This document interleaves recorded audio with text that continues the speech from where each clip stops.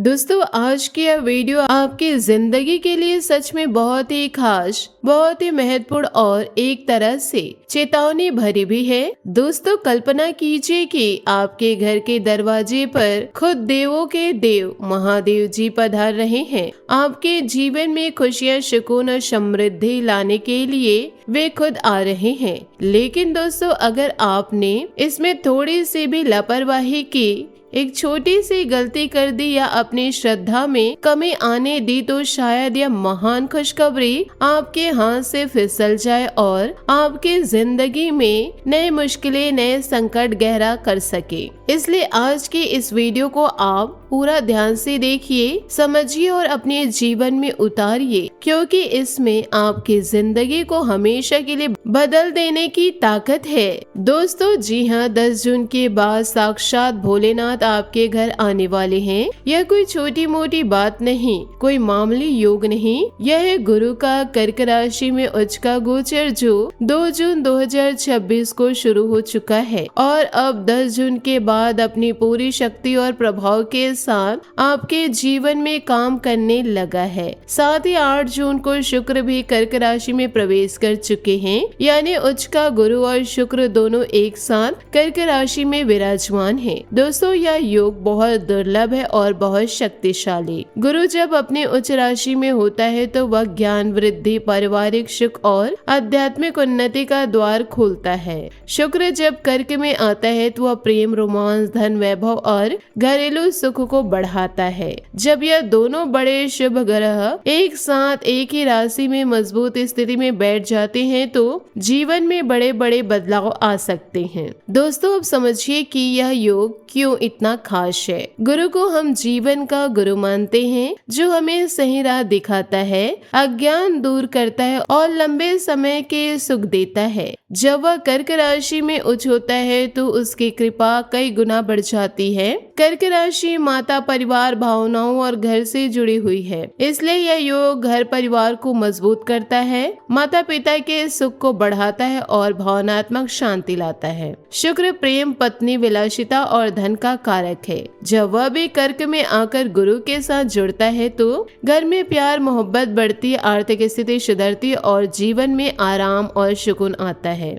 यह दोनों ग्रह का मिलन ऐसा है जैसे सूखी जमीन पर अचानक अच्छी बारिश हो जाए। सालों की परेशानियां धीरे धीरे कम होने लगती और नए रास्ते खुलने लगते हैं। लेकिन दोस्तों इस योग की असली परीक्षा शुरू होने वाली है 11 जून को। परमा एकादशी से यह एकादशी अधिक मास में आ रही है और इसे मनोकामना पूर्ति, पाप नाश और भौतिक उन्नति के लिए बहुत शक्तिशाली माना जाता है। इसके ठीक अगले 12 दिन को प्रदोष व्रत है और सबसे महत्वपूर्ण 13 जून को मासिक शिवरात्रि। दोस्तों मासिक शिवरात्रि महादेव की सीधी कृपा का दिन होता है।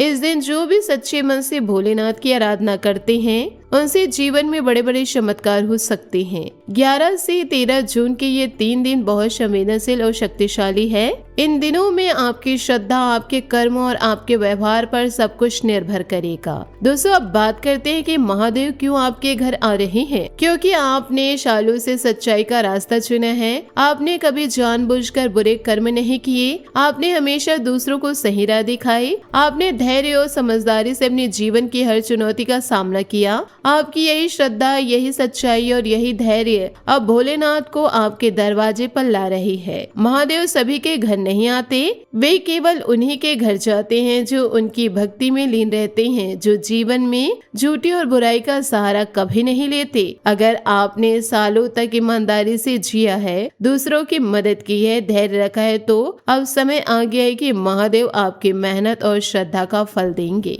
दोस्तों अब समझिए कि 10 जून के बाद आपको किन किन क्षेत्रों में जबरदस्त बदलाव देखने को मिल सकते हैं। सबसे पहले पारिवारिक जीवन और घर का माहौल। अगर आपके घर में लंबे समय से कोई तनाव, कलह या सदस्यों के बीच दूरी थी तो अब वह सब धीरे धीरे खत्म होने वाली है। उच्च गुरु कर्क राशि में परिवार, माता और भावनात्मक सुख को मजबूत करता है। शुक्र के साथ यह योग घर में प्यार, समझदारी और खुशहाली लाता है। आपके परिवार के सदस्य अचानक से ज्यादा सहयोगी और प्यार भरे दिख सकते हैं। पति पत्नी के बीच पुरानी गलतफहमियां दूर होंगी, सास बहू के बीच चल रहे तनाव कम होंगे, बच्चे ज्यादा समझदार और सहयोगी बनेंगे।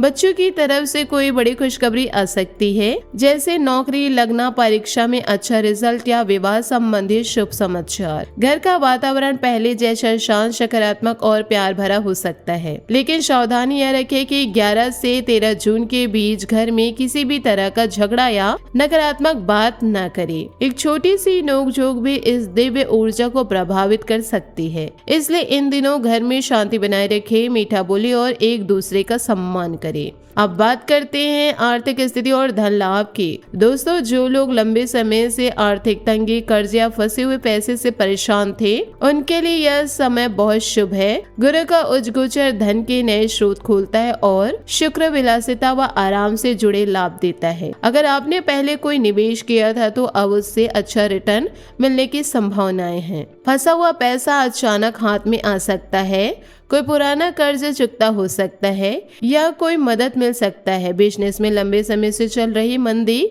या घाटा अब धीरे धीरे कम होता दिखाई देगा और जून के अंत तक तरक्की के नए रास्ते खुल सकते हैं।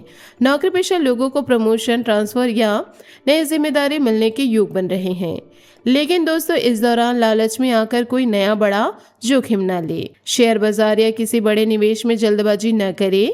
13 जून की शिवरात्रि के दिन महादेव को जल चढ़ाए और सरल उपाय करें, इससे आर्थिक स्थिरता और मजबूत होंगी। अब बात करते हैं आर्थिक स्थिति और धन लाभ की। दोस्तों, जो लोग लंबे समय से आर्थिक तंगी, कर्ज या फंसे हुए पैसे से परेशान थे, उनके लिए यह समय बहुत शुभ है। गुरु का उच्च गोचर धन के नए रास्ते खोलेंगे और शुक्र विलासिता व आराम से जुड़े। प्रेम संबंध, विवाह और रिश्तों की बात करें तो दोस्तों, जो लोग लंबे समय से प्रेम में थे और विवाह में अड़चन आ रही थी, उनके लिए यह योग बहुत शक्तिशाली है। शुक्र कर्क में आकर प्रेम, रोमांच और वैवाहिक सुख को बढ़ाता है। गुरु के साथ यह योग रिश्तों में गहराई और स्थायित्व लाता है। लंबे समय से अटका हुआ प्रेम विवाह में बदल सकता है या घर वाले सहमत हो सकते हैं। विवाहित दाम्पत्यों के बीच पुरानी गलतफहमियां दूर होंगी और प्यार फिर से नया जैसा महसूस होगा। अगर कोई लड़की लड़का सालों से एक दूसरे को चाहते थे, लेकिन परिवार की वजह से रुकावट थी, तो अब वह रुकावटें कम हो सकती है, लेकिन सावधानी बरतें।